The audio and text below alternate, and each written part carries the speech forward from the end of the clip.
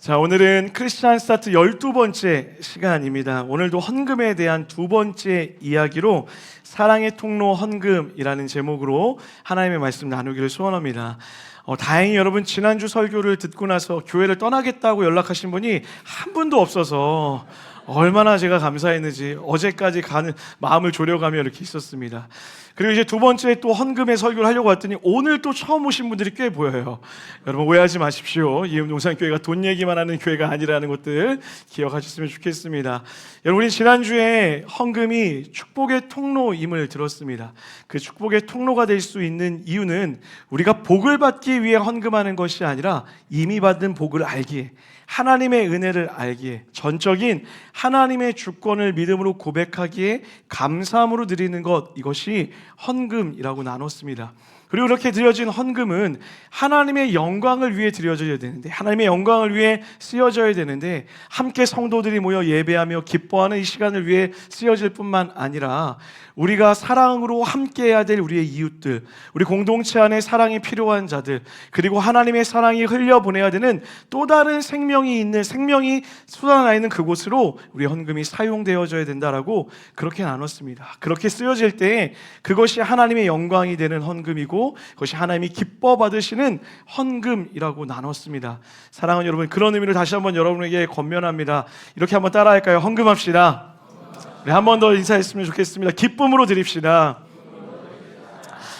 자, 지난주에 이어 오늘은 그 헌금이 어떻게 사랑의 헌금으로, 사랑의 축복의 통로로 쓰임받을 수 있는지 조금 더 구체적인 이야기를 나눠보려고 합니다. 특별히 지난주에는 우리가 구약의 이야기를 통해 살펴봤다면 오늘은 신약, 특별히 바울의 이야기를 통하여서 이 헌금에 가지고 있는 의미와 또 어떤 마음을 가지고 우리가 하나님께 드려야 되는지 조금 더 상세히 한번 살펴보도록 하겠습니다. 먼저 첫 번째 우리가 기억해야 될 단어는 이것입니다. 우리 한번 따라할까요? 코이노니아. 자, 우리 로마서 15장 26절의 말씀을 화면 보며 다 같이 한번 읽겠습니다. 시작. 아가야 사람들이 예루살렘 성도 중 가난한 자들을 위하여 기쁘게 얼마를 연보하였음이라.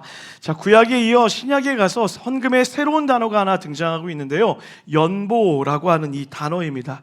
자, 여러분 연보라는 단어 들어보셨죠? 우리 청년들은 많이 못 들어보셨을 것이고, 네라고 대답하는 저와 같은 분들은 어려서부터 교회를 다녔기에 들어봤을 거라 생각되어집니다. 이 연보라는 단어를 사전적 의미가 무엇인지 찾아보니까 이렇게 되어 있더라고요. 연보란 타인을 도와주되 버리는 마음으로 주는 돈, 타인을 도와주되 버리는 마음으로 주는 돈이라고 되어져 있습니다. 돈을 낼 때 생색을 내거나 다시 회수를 기대하거나 무엇을 바라는 마음 없이 그저 흘려보내는 돈이 바로 연보라고 이렇게 이야기하는 거예요. 그래서 여러분 오늘 우리가 방금 읽었던 로마서 15장을 공동 번역이라고 하는 새로운 성경을 읽어보면 이렇게 되어 있어요. 같은 교우로서 정을 나누는 것, 이것이 연보라는 거예요. 그리고 오늘 바울은 그 연보라는 단어를 코이노니아라는 단어를 사용하여 설명하고 있다라는 것이죠. 자, 여러분 이 코이노니아라는 단어는 교회를 조금만 다녀본 분들이라면 아마 익숙하게 아실 수 있습니다. 그리고 이음동산 교회 예배를 늦지 않고 정각에 오신다면 모두 다 알고 있는 단어여야 돼요. 당황스럽네요. 다 늦으시는 거 아니시죠? 우리 안나영 목사님, 그리고 오늘 예배 인도했던 우리 김성현 자매가 처음 예배 시작을 딱 하면 코이노니아라는 단어가 그 앞에 이렇게 떠 있습니다. 여러분 지금 처음 보는 듯한 표정으로 저를 보셔서 제가 지금 너무 당황스럽거든요. 알고 계셨죠? 감사합니다. 자, 이 코이노니아라는 단어는 사귀다, 교제하다라는 그런 의미가 있습니다. 그런데 그냥 사귄 것, 그냥 교제하는 것이 아니라 서로의 이익을 공유하고 물품을 나누며 마음과 물질을 나누는 긴밀한 사귐, 다시 말해 가족이 되어지는 사귐을 코이노니아라고 그렇게 이야기한다라는 거예요. 그러므로 코이노니아라는 것은요, 내가 따뜻한 마음을 가지고 어떤 사람을 돕고 함께하기 위해 그 사람의 처지를 살피며 돌보며 그들과 가족이 되도록 노력하는 것, 이것이 바로 코이노니아라는 것이죠. 그러므로 바울은 헌금을 이렇게 설명하고 있는 거예요. 우리 화면 보면서 다 같이 한번 읽어보도록 하겠습니다. 시작. 깊은 연대와 사귐을 가능하게 해주는 것. 다시 말해 하나님이 주신 은혜를 통하여서 가족됨을 누릴 수 있도록 허락하는 것, 이것이 바로 헌금의 의미, 코이노니아로서의 헌금이라고 이야기하는 거예요. 이런 코이노니아의 모습이 가장 잘 드러나는 장면이 성경의 초대교회 성도들의 모습에서 그 모습을 찾을 수가 있습니다. 제가 너무 사랑하는 말씀인데요, 사도행전 2장 44절에서 47절까지 말씀을 한 목소리로 다 같이 한번 읽어보도록 하겠습니다. 시작. 모든 물건을 서로 통용하고 또 재산과 소유를 팔아 각 사람의 필요를 따라 나눠주며 날마다 마음을 같이하여 성전에 모이기를 힘쓰고 집에서 떡을 떼며 기쁨과 순전한 마음으로 음식을 먹고 하나님을 찬미하며 또 온 백성에게 칭송을 받으니 주께서 구원받는 사람을 날마다 더하게 하시니라. 아멘. 어떤 장면입니까? 하나님의 은혜를 경험한 사람들이 모여서 예배하기 시작하는 거예요. 하나님 구원해 주셔서 감사합니다. 우리와 함께 해주셔서 감사합니다. 찬송이 끊이지 않고 나오는 거예요. 그런데 그렇게 하나님을 찬송하던 사람들이 갑자기 옆에 있는 사람들의 이야기가 듣고 싶어지는 거예요. 내 옆에서 찬양하고 있는 이 사람의 아픔은 없을까? 내 옆에서 찬양하고 있는, 내 옆에서 예배하고 있는 이 사람의 마음은 괜찮을까?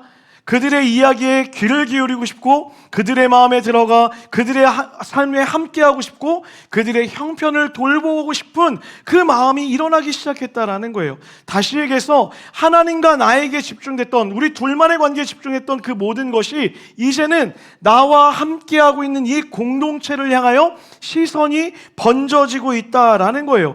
여러분, 그렇게 내가 받은 은혜가 상대방에게 흘러가기를 소원하며 함께 나아가는 것, 이것이 바로 하나님의 은혜의 증거라고 오늘 본문이 이야기하고 있다는 거예요.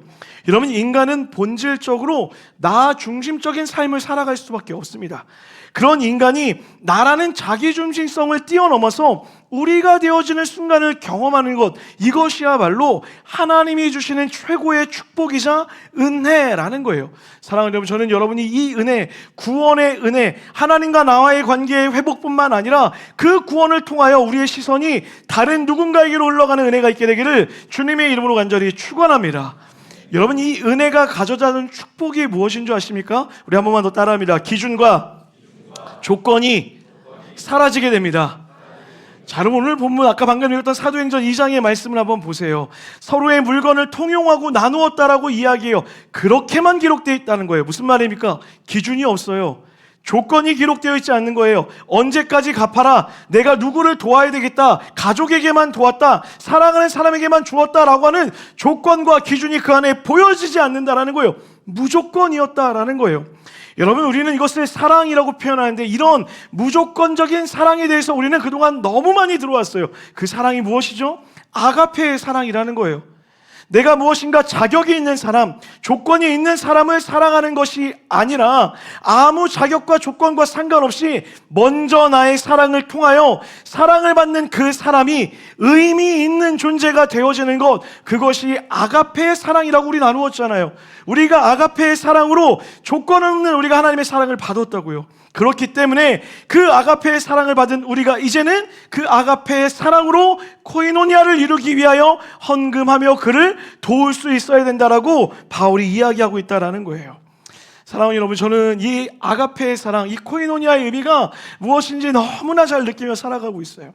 매일매일 저의 삶을 볼 때면 어떻게 이런 인간을 하나님이 구원하셨을까? 나와 같은 사람을 구원하시는 그 하나님의 사랑이 얼마나 크고 감사한지 모르겠어요. 더군다나 구원하셨을 뿐만 아니라 이렇게 부족하고 작은 저를 여러분 앞에 서서 말씀을 전할 수 있는 목회자로 세웠다라는 것이 너무나 큰 감격이 된다라는 거예요.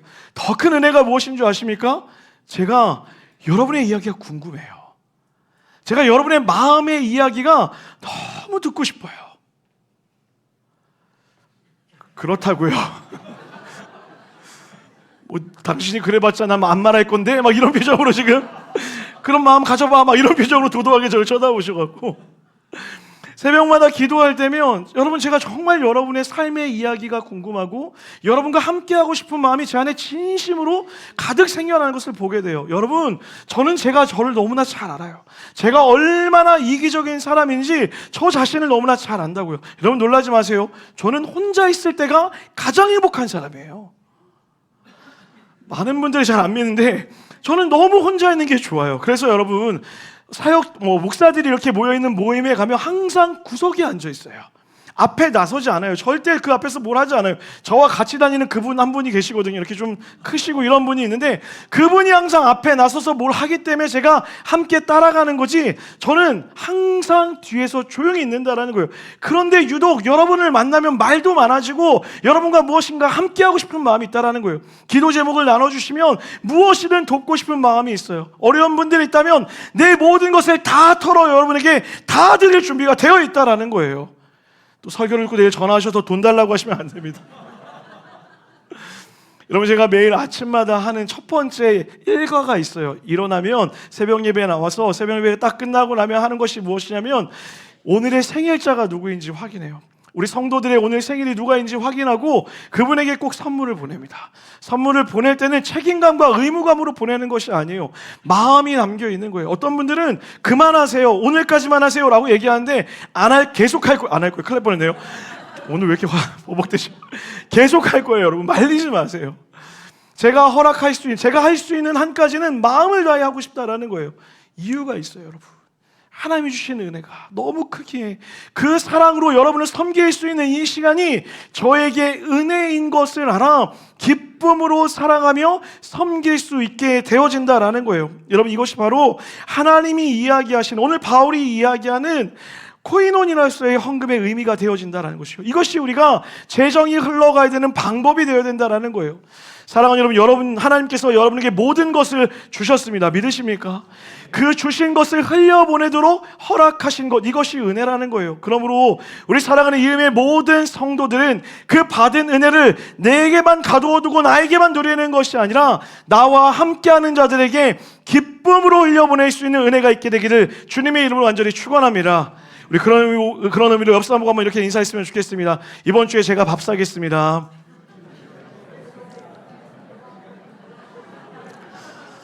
끝까지 인사 안 하는 분들 몇 분 계세요? 자, 그런가 하면 이런 의미를 담은 또 다른 단어가 한 가지가 더 있습니다. 우리 한번 더 따라할까요? 디아코니아. 자, 우리 코이노니아라는 단어를 많이 들어보셨겠지만 이 디아코니아라는 단어는 아주 생경한 단어일지도 모르겠습니다. 우리 고린도후서 8장 20절 말씀을 다 같이 한번 읽어보겠습니다. 8장 20절입니다. 시작.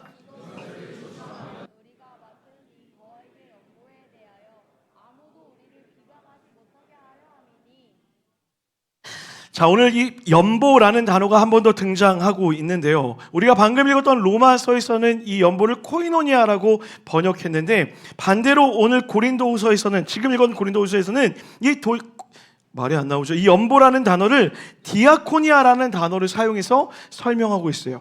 이 디아코니아라는 단어의 의미는 무엇이냐면 섬기다라는 의미가 있습니다. 자, 여러분, 우리가 헌금을 하면서 가장 경계해야 될 마음이 무엇이냐면 헌금은 자선행위가 아니라는 거예요. 우리가 어려운 처지에 있는 사람들을 돕는 것을 세상에서는 자선이라고 이야기합니다. 나는 이렇게 갖고 있고 너는 부족하니 내가 선한 마음으로 당신에게 줄게 라고 하는 그런 의미가 있겠죠. 그런데 헌금은 이런 자선의 의미가 아니라 디아코니아, 섬김의 의미가 있다는 거예요. 내가 마땅히 섬겨야 할 대상이기 때문에, 내가 예우해야 할 대상이기 때문에, 대접받기에 마땅한 사람이기 때문에 내가 기쁨으로 섬기겠다라고 이야기하는 것이죠. 조금 더 쉽게 생각하면 자선이라는 것은 위에서 아래를 생각하는 것이라면, 디아코니아, 섬김의 의미는 무엇이냐면 아래서 위를 보는 것을 의미한다라는 거예요. 오히려 섬기는 사람이 섬김받는 사람을 그 마음의 자리에 위에 두고 행하는 것이 바로 이 섬김, 디아코니아다라고 이야기하는 것입니다. 자, 그럼 이게 왜 중요할까요? 만약 우리의 헌금이 디아코니아가 아니라 자선의 의미로 생각되어진다면 자칫 잘못하면 우리 모두가 위선과 외식에 빠질 수 있기 때문에 그래요. 마태복음 6장 2절과 3절 말씀입니다. 우리 다 같이 한번 화면 보면 읽겠습니다. 시작.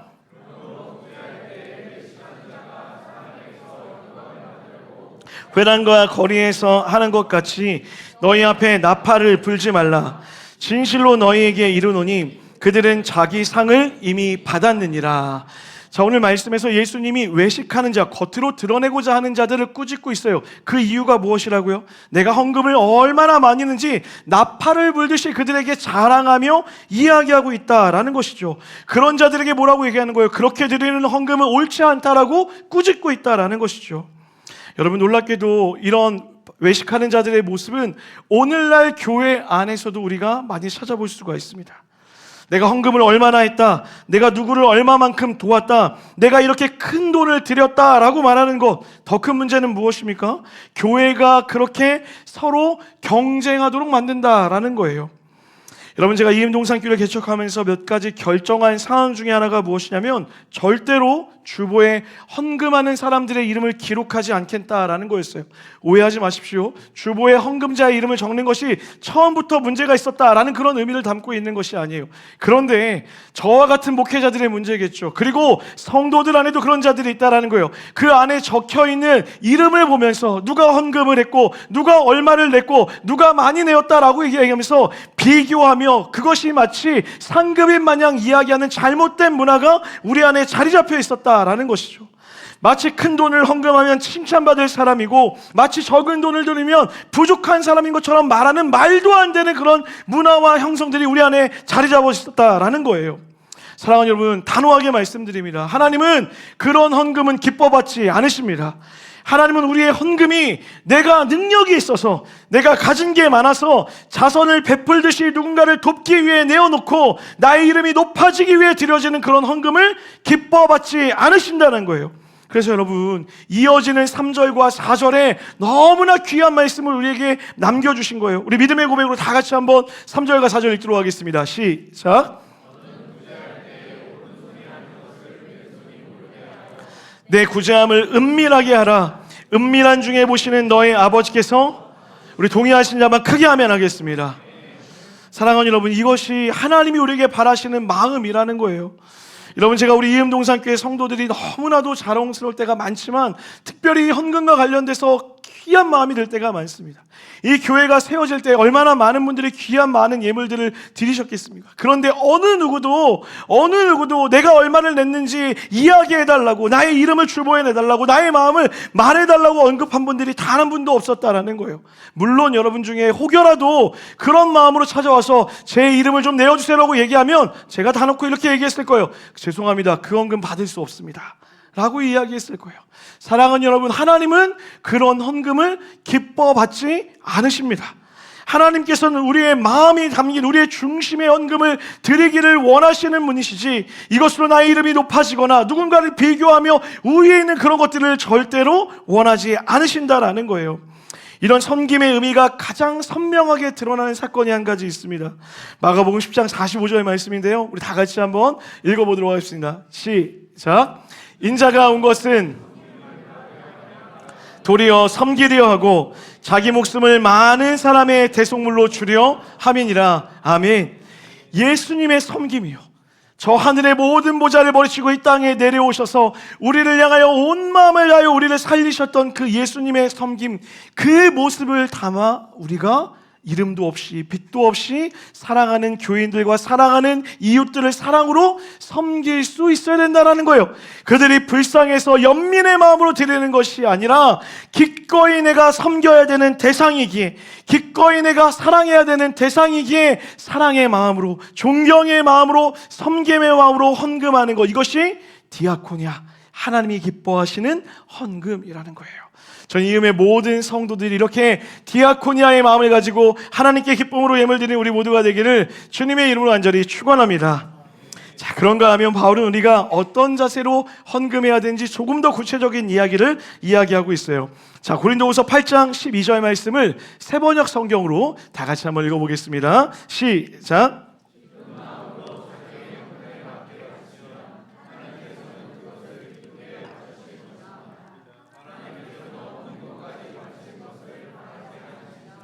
자, 우리 헌금을 드리는 첫 번째 자세입니다. 한 번 더 따라합니다. 기쁜 마음으로 드려야 합니다. 자, 우리 옆 사람 보고 인사하겠습니다. 기쁜 마음으로 드립시다. 자, 어떻게 하면 기쁜 마음으로 드릴 수 있을까요? 먼저 우리가 지난주부터 오늘 초반까지 살펴봤던 것처럼 그 하나님의 은혜를 기억한다면, 그 구원의 감격을 기억한다면 우리 안에 그 감사의 고백으로 기쁨으로 드릴 수 있겠죠. 이거는 너무나 당연한 말인 것 같아요. 그런데 오늘 바울은 조금 더 구체적인 제안을 우리에게 한 가지 하고 있어요. 그것이 무엇입니까? 각자의 형편에 맞게라고 이야기해요. 여러분, 이것이 너무나 중요합니다. 각자의 형편에 맞게라고 이야기해요. 여러분, 각자의 상황과 형편은 누가 제일 잘할까요? 각자가 제일 잘 아는 거예요. 그러면 여러분, 누군가가 헌금을 얼마 해라, 이렇게 해라 말하는 게 맞는 겁니까? 틀린 겁니까? 틀린 거예요. 목사인 제가 여러분 앞에서 헌금을 얼마만큼 해야 됩니다 라고 말하는 것이 맞는 걸까요? 틀린 걸까요? 틀렸다라는 거예요, 여러분. 교회가, 목사가 일률적으로 얼마를 하라고 정할 수도 없고 정해서도 안 된다라는 것이죠. 특별히 여러분, 오늘 주보에도 나왔지만 우리가 올해 말에 이음동산교회 첫 번째 임직을 하게 되어집니다. 여러분, 이것이 얼마나 큰 감사입니까? 개척한 지 2년 만에 임직식을 할 수 있다는 것, 또 재직들을 세울 수 있다는 것이 얼마나 크고 감사하고 영광스러운 일인지 모르겠어요. 제가 후보자들에게 이렇게 한 분 한 분 전화를 다 드리고 있는데 정말 많은 분들이 저에게 이렇게 물었어요. 뭐라고 문제 아십니까? 목사님, 그래서 임직 헌금은 얼마를 드려야 됩니까? 라고 이야기하는 거예요. 제가 그 이야기를 듣는데 너무 가슴이 아픈 거예요. 너무 죄송한 거예요. 임직하면 떠오르는 것이, 하나님께서 주시는 그 직분을 하면 떠오르는 것이, 가장 먼저 떠오르는 것이 헌금의 양이라고 얘기하는 것이 하나님 앞에서 목사된 저로서 너무나 부끄럽고 너무나 죄송했다는 것이죠. 아마도 저와 같은 이 목회자들이 이 강단 위에서 헌금의 의미를 잘못 해석하고 이야기했기 때문에 그런 일들이 벌어진 것은 아닐까 스스로 반성하며 얼마나 하나님 앞에 회개하며 기도했는지도 모르겠어요. 사랑하는 여러분, 헌금을 많이 하면 권사가 될 수 있습니까? 얼마를 드려야 1등 장로가 되고 얼마를 적게 드리면 꼴찌 장로가 되냐고요. 여러분, 그것이 하나님이 기뻐하시는 재직의 모습일까요? 여러분, 죄송합니다. 그런 식으로 만약에 우리가 임직을 하면 그것은 돈을 주고 직분을 사는 것밖에 안 되는 거예요. 그런 분들이 저에게 물었을 때 제가 뭐라고 대답한 줄 아십니까? 진심을 다해서 이렇게 얘기했어요. 100원도 괜찮습니다. 1000원도 괜찮습니다. 10,000원도 괜찮습니다. 마음에 있는 대로 감사함으로 형편에 맞게 하나님께 그 진심의 마음만 표현하시면 됩니다 라고 그렇게 이야기했어요. 하나님께 은혜를 지금 많이 누리고 있다면 많이 드릴 수도 있는 거죠. 지금 내 형편이 하나님께 적게 누리고 있다면 적게 드릴 수 있는 거예요. 중요한 것은 무엇입니까? 많이 냈던 적게 냈던 하나님은 그 중심을 동일한 마음으로 받으신다는 거예요. 여러분, 믿으십니까? 어떤 분에게 더 많이 냈기에 내가 너를 더 귀하게 여긴다고, 어떤 분은 적게 냈기에 너는 부족하다라고 얘기하시는 그런 하나님이 아니라 동일한 마음으로 그 중심을 살피시며 내가 너를 사랑한다라고 말씀하시는 분이 우리 하나님이시라는 거예요. 그러면 여러분, 우리는 기쁜 마음으로 드리되 각자의 형편에 맞게 기쁨으로 드리는 은혜가 있어야 될 줄 믿습니다. 그러면 여러분, 오늘 여러분에게 단언코 다시 한번 말씀드릴게요. 임직하시는 분들, 연말에 임직하시는 분들, 절대로 헌금 얼마 했는지 누구에게도 이야기하지 마십시오. 내 헌금이 얼마 했다고 자랑하듯이도 말하시면 안 됩니다. 교회에서도 헌금이 얼마 났다고 이야기하지 않을 거예요. 자랑하지 않을 거예요. 그리고 다시 한번 말씀드립니다. 임직하여 드려지는 모든 헌금은 이음동산교회 분립개척을 위해 다 사용할 거예요. 하나님의 은혜로 세워진 교회이니 우리 또한 하나님의 영광이 필요한 그곳, 그때가 언제인지 알지 모르지만 그때부터 하나님이 주신 이 영광스러운 직분에 드려진 감사 헌금이니 하나님이 기뻐하시는 그 일에 내가 드리겠습니다라고 우리 모두가 작정하며 예배하는 우리 모두가 되기를 주님의 이름으로 간절히 축원합니다. 그리고 또 한 가지, 여러분 잘 아시겠지만 우리 교회는 헌금 바구니를 돌리지 않습니다. 어떤 사람은 이 형편이 되지 않아서 지금 헌금을 내지 못하는 사람들도 있어요. 또 때로는 초신자들에게 그런 어려움이 있을 수 있다는 거죠. 제가 예전에 청년들과 함께 제주 선교를 갔던 적이 있습니다. 한 14개의 교회를 이렇게 저희가 섬겼는데, 저는 중앙사역팀이었기 때문에 따로 섬기는 교회가 없어서 한 교회에 방문하여 예배를 드리게 됐어요. 근데 너무 급하게 가다 보니까 헌금을 안 챙겼어요. 예배 시간이 됐는데 나갈 수는 없고 막 이렇게 안절부절하는 거예요. 예배 시작부터 헌금 시간까지 막 식은땀이 나는 거예요. 나 사역자인데, 내 옆에 전도사님이 앉아 계신데, 같이 갔던 전사님이 저를 어떻게 볼까 하고 별 생각이 막 다 드는 거예요. 그리고 헌금 시간이 딱 되는데 헌금송이 나오는데 앞에서부터 헌금 바구니가 막 돌기 시작하는 거예요. 헌금송이 눈에 안 들어와요. 바구니 어딨지? 얼마나 걸리지? 언제쯤 오는 거야? 막 올 때쯤 되니까 땀이 막 삐질삐질 나는 거예요. 그리고 제 앞에 딱 왔는데 여러분 너무 부끄럽게 넣었다 뺐어요. 그리고 나서 예배 끝나고 딱 나와서 전도사님한테 제가 자백했어요. 내가 오늘 헌금을 안 가져왔어. 그랬더니 옆에 있는 전사님이 뭐라고 했어요? 목사님 사실 저도. 그래서 둘 다 넣었다 뺀 거예요. 사역자들이 이 모양이야. 그러고 나서 저녁에 혼자 기도하다가 문득 그 모습이 떠오르는 거예요. 아, 누군가에게는 이 헌금 바구니가 부담일 수도 있겠구나. 특히 교회에 처음 오신 분들, 오늘 예배를 처음 드리는 분들이 있는데 그분들에게 이 헌금 바구니는 어떻게 보면은 굉장히 부담스러운 것이 될 수도 있겠구나. 또 어떤 분은 형편이 되지 않아 오늘 헌금을 가져올 수가 없었는데 마음은 있지만 드릴 수 없는데 그런 분들에게 이것이 부끄러움이 될 수도 있다는 거예요. 여러분 괜찮아요. 만약에 헌금 바구니가 있다면 넣었다 빼도 괜찮아요. 중심의 마음이 있으니까 괜찮다라는 거예요. 그런 의미를 담아서 아예 헌금 바구니를 돌리지 않아야 되겠다라고 생각했다라는 거예요. 사랑하는 여러분, 그래서 오늘 본문이 우리에게 이렇게 얘기하는 거예요. 고린도후서 9장 7절입니다. 화면 보면 다 같이 한번 읽겠습니다. 시작. 인색함으로나 억지로 하지 말지니 하나님은 즐겨내는 자를 사랑하시느니라. 동의하시면 아멘 합시다. 여러분 부담 갖지 마세요. 여러분의 마음에 있는 대로, 지금의 형편대로, 지금의 은혜대로 하시면 되는 거예요. 하나님의 은혜를 아직 몰라 헌금하지 않고 싶으면 안 하셔도 괜찮아요. 하나님의 은혜가 깨달아지면, 그 구원의 감격에 기쁨이 있다면, 그리고 그 구원의 기쁨 때문에 내가 나와 함께하는 자들과 이 기쁨을 나누기를 소원하는 마음이 든다면 자원하는 마음으로 인색함이 없이 기쁨으로 즐거이 낼 수 있는 여러분과 제가 되기를 주님의 이름으로 간절히 축원합니다. 마지막 두 번째입니다. 우리 한번 따라합니다. 준비된 마음으로 드려야 합니다. 자, 우리 고린도전서 16장 1절과 2절 말씀을 화면 보면 다 같이 세번역 성경으로 읽겠습니다. 시작.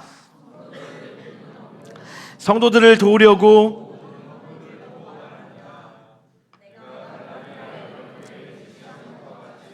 여러분도 그대로 하십시오.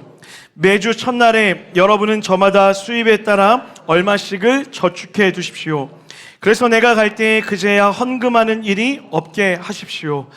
자, 오늘 본문에서 뭐라고 이야기합니까? 이 헌금을 위해 미리 준비하라고 이야기하는 거예요. 매주 첫날에 저마다 수입에 따라서 각자의 형편에 맞게 얼마씩을 저축해 두라는 거예요. 그리고 급하게 내지 않아야 된다라고 이렇게 이야기해요. 여러분, 오늘 우리가 이 말씀을 읽을 때면 어디에 초점을 맞출까요? 모아두래. 거기에만 초점을 맞춘다는 거예요. 아니요, 이 문장 안에, 이 구절 안에 담겨있는 의미가 무엇일까요? 준비하라는 거예요. 준비하라는 것은 무엇입니까? 기억하라는 거예요. 기억해서 애써 준비해서 노력하며 드려야 된다라고 이야기합니다. 왜 준비하고 기억해야 될까요? 하나님은 아는 거예요. 우리의 인간의 연약함을요. 우리가 얼마나 돈에 약하며 우리가 얼마나 돈에 끌려다닐 수 있는 사람인지를 누구보다 잘 알고 있다는 거예요. 그러므로 그 돈이 생겼을 때, 나에게 수입이 생겼을 때 그 수입에서 얼마의 일정 부분을 하나님께 그리고 공동체를 위해 드려야 되는 것이라고 떼어놓으라고, 기억하라고, 준비하라고, 더 정확히는 연습해야 된다라고 이야기하고 있다는 거예요. 그렇지 않다면 우리의 마음이 다시 한번 돈에 뺏겨 그 마음이 흘러갈 수 있으니 노력하여 애써 준비해야 된다고 우리의 마음을 지키도록 권면하고 있다라는 것입니다. 여러분, 많은 믿음의 선조들이 그렇게 귀하게 예물을 준비했어요. 월급이 들어오는 날이면 꼭 은행에 가서 새 돈을 바꿔서 그 돈을 고이고이 모셔서 매달의 헌금들을 가지고 있다가 하나님께 드리며 기쁨으로 드렸던 그 추억들이 우리 가운데 있다라는 거죠. 마찬가지입니다. 여러분, 저는 헌금을 드리기 위한 준비와 훈련이 필요하다라고 믿어요. 그렇게 훈련되어지지 않는다면, 준비되어지지 않는다면 하나님의 것을 당연하게 떼어놓을 수 없다라는 것을 우리 모두는 잘 알고 있다라는 거예요. 그러므로 여러분, 저는 이음의 모든 성도들이 하나님의 것을 기쁨으로 떼어놓아 성도들과 기쁘게 나눌 수 있는 실제적인 준비와 노력과 애씀과 수고, 그것을 할 수 있는 여러분이 되시기를 주님의 이름으로 간절히 축원합니다. 말씀을 마무리하려고 합니다. 여러분 지난 2주의 시간 동안 우리가 이 헌금의 의미에 대해서 아주 깊은 시간을 통해서 함께 살펴보게 되었습니다. 구약부터 신약에 이르는 그 의미가 무엇인지 하나하나 살펴보게 되었어요. 그리고 오늘 이 헌금의 설교를 마무리하면서 여러분에게 축복하고자 하는 말씀이 있었어요. 그것이 무엇이냐면 오늘 본문 8절의 말씀이에요. 제가 이 8절 말씀을 여러분에게 한번 읽어드리겠습니다. 잘 들어보십시오. 하나님이 능히 모든 은혜를 너희에게 넘치게 하시나니 이는 너희로 모든 일에 항상 모든 것이 넉넉하여 모든 착한 일을 넘치게 하려 하심이라. 이 말씀이 여러분의 말씀 되기를 주님의 이름으로 완전히 축원합니다. 우리 하나님은 은혜를 주시되 넘치도록 주시는 분이십니다. 여러분 믿으십니까? 믿으셔야 돼요. 여러분 은혜를 주시되 넘치도록 주시는 분이십니다. 믿으십니까? 그래서 그 은혜를 나에게 가두어 두는 것이 아니라 그 은혜가 흘러가서 너희로 인하여 모든 착한 일 또한, 하나님이 기뻐하시는 선한 일 또한 어떻게 된다고요? 넘치게 될 거라는 거예요. 내가 받은 은혜만 넘치는 것이 아니라 내 은혜를 흘려보냄으로 그 은혜가 흘러간 그곳에 하나님의 영광도 넘치게 되는 것, 이것이 주님이 우리에게 은혜를 주시는 이유예요. 여러분 우리 교회가 이 일의 산 증인이라고 저는 믿어 의심치 않아요.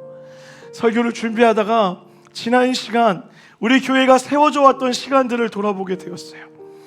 2년 전이었던 것 같습니다. 이제 개척을 준비할 때 전에 섬기던 안산동산교회라는 곳에서 교구 수요기도회를 돌아다니면서 제가 설교할 기회가 있었어요. 개척을 합니다. 기도해 주세요. 또 헌금하실 분들은 함께 해주세요 라고 그런 시간을 갖는 시간이었습니다. 많은 분들이 눈물로 기도해주고 또 후원을 통하여서 우리 교회가 이렇게까지 올 수 있었어요. 그런데 여러분 그 중에 한 분의 헌금을 제가 평생 천국 가는 그날까지도 잊을 수 없는 헌금이 한 가지가 있어요. 한 교구에서 설교를 딱 마치고 성도들과 인사를 나누고 이렇게 서 있는데 저 끝에서 나이가 지긋이 드신 한 권사님께서 잘 걷지도 못하는데 천천히 걸어서 저에게 걸어오시는 거예요. 그리고 드디어 제 앞에 오셔서 제 손을 잡으셨습니다. 그리고 제 손을 잡고서 이렇게 얘기하는 거예요. 목사님의 교회를 위해서 새벽마다 이제 기도하기로 작정했습니다. 하나님이 기뻐하시는 교회가 세워질 줄 믿습니다 하고 이야기하시는 거예요. 그리고 제 손에 종이지폐 2장을 이렇게 주셨는데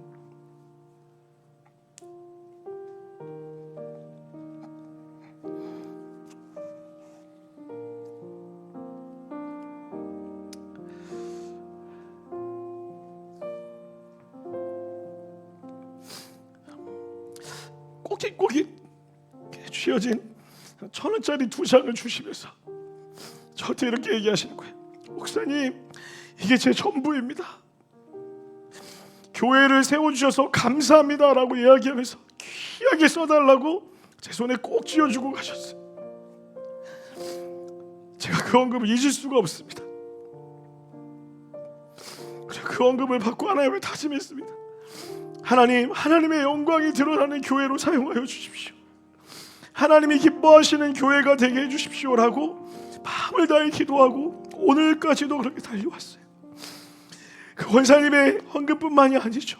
수없이 많은 분들이 이름도 빛도 없이 우리의 교회가 세워지는 것을 기뻐하여서 마음을 다하여서 정성을 다해서 하나님을 위하여 드렸던 그 예물을 잊을 수가 없어요. 그러니 어찌 우리 교회가 하나님께 드려진 이 예물을 우리 마음대로 우리의 이익을 위하여 그렇게 쓸 수 있냐고요. 사랑하는 여러분, 은혜를 받았으니 은혜를 흘려보내는 것은 마땅한 하나님의 책임일 줄, 우리의 책임일 줄 믿습니다. 저는 이음동산 교회가 그런 교회 되기를 원합니다. 하나님의 은혜를 드렸으니 그 받은 은혜를 우리의 자랑과 우리의 기쁨으로 가두어두는 것이 아니라 사랑이 필요한 곳에, 성도들의 도움이 필요한 곳에, 이웃의 슬픔이 있는 곳에 섬기는 마음으로, 디아코니하는 마음으로 가족이 되겠다고, 코이노니아 하겠다고 우리의 전부를 들여 그들을 사랑하며 섬길 수 있는 것, 이것이 여러분과 저에게 주신 은혜의 특권입니다. 믿으십니까? 그러므로 사랑하는 여러분, 헌금은 축복의 통로이며 사랑의 통로이고 그 사랑의 통로로 축복의 통로로 쓰임받을 수 있는 특권의 자리로 초대받는 것임을 기억했으면 좋겠어요. 그러므로 여러분, 주님께 드리되 아끼지 마시고 기쁨으로 드려 우리 이음동산 교회가 하나님이 보시기에 아름다운 교회로, 하나님의 영광을 드러내는 교회로 쓰임받는 교회와 성도들 되시기를 주님의 이름으로 간절히 축원합니다. 우리 그 마음 남아서 같이 한번 이 찬양 고백했으면 좋겠습니다. 우리 은혜라는 찬양, 우리 믿음으로 고백하며 나아갑니다. 내가 누려왔던 모든 것들이, 내가 지나왔던 모든 시간이, 내가 걸어왔던 모든 순간이 당연한 것이 아니라 은혜였습니다. 당연한 것 아니라 은혜였소. 아침에 해가 뜨고 아침에 해가 뜨고 저녁에 노을, 봄의 꽃향기와 꽃향기와 가을의 열매, 변하는 모든 계절의 이 모든 순간들이 변하는 계절의 여러분 당연한 것이 아니라 순간, 하나님의 은혜일 줄 믿습니다. 당연한 것 아니라 은혜. 우리 그 하나님의 은혜를 찬양합시다. 모든 것이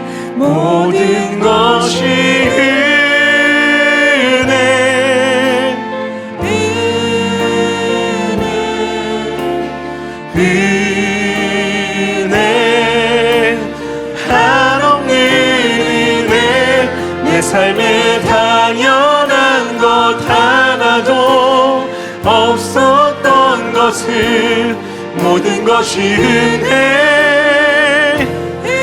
은혜였소. 내가 이 땅에 태어나 사는 것, 내가 이 땅에 태어나 사는 것, 어린아이 시절부터 지금에 이르기까지 어린아이 시절과 지금까지 숨을 쉬며 꿈을 꿀 수 있는 것도 숨을 쉬며 살며 꿈을 꾸는 삶, 당연한 것 아닙니다. 하나님의 은혜일 줄 믿습니다. 당연한 것 아니라 은혜. 이 고백이 너무나 귀해요. 내가 하나님의 자녀가 된 것이요, 내가 하나님의 자녀로 살고, 그렇게 우리가 오늘 모여 예배하고 찬양할 수 있는 교회가 된 것도 찬양하고 예배하는 삶, 그렇게 복음을 전할 수 있는 우리가 복음을 전할 수 있는 주, 당연한 것이 아니라 주님이 은혜로 주신 특권일 줄 믿습니다. 당연한 것 아니라 우리 믿음으로 고백합시다. 모든 것이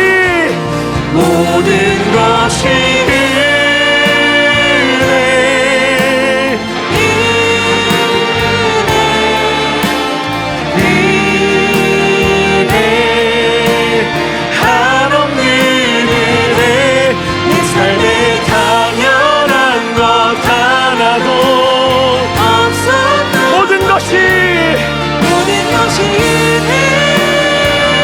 은혜였소. 모든 것이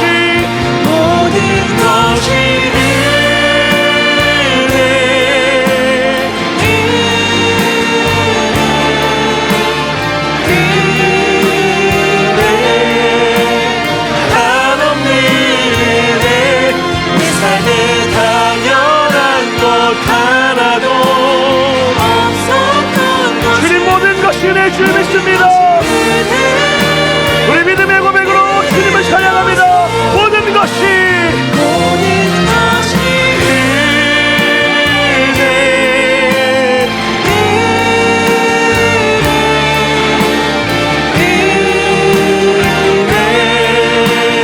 한없는 은혜, 내 삶에 당연한 것 하나도 없었던 것을. 우리 마지막 한 번 더 믿음의 고백으로 찬양합시다. 모든 것이 주님의 은혜입니다.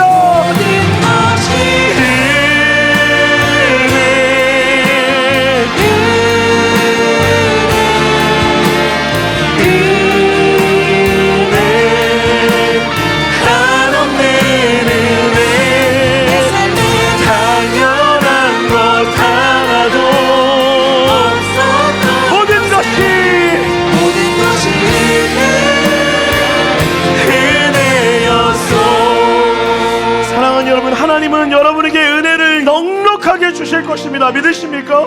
이 시간에 기도할 때 하나님 감사함으로 기쁨으로 주님께 드립니다. 주님이 채우실 줄 믿습니다. 그 은혜가 흘러가게 하여 주시옵시고 하나님의 은혜를 통하여 생명의 통로로 쓰임받게 하여 주시옵소서. 특별히 여러분 부탁드립니다. 우리 교회를 위해 기도합시다. 하나님, 우리 교회가 하나님의 영광을 가리우지 않는 교회 되게 하여 주시옵시고 우리가 하는 이것을 통하여 하나님께 영광 돌릴 수 있는 교회 되게 하여 주시옵소서라고 우리 간절히 한번 주의 이름으로 짓고 기도하며 나아갑니다. 주님 찾습니다. 주여,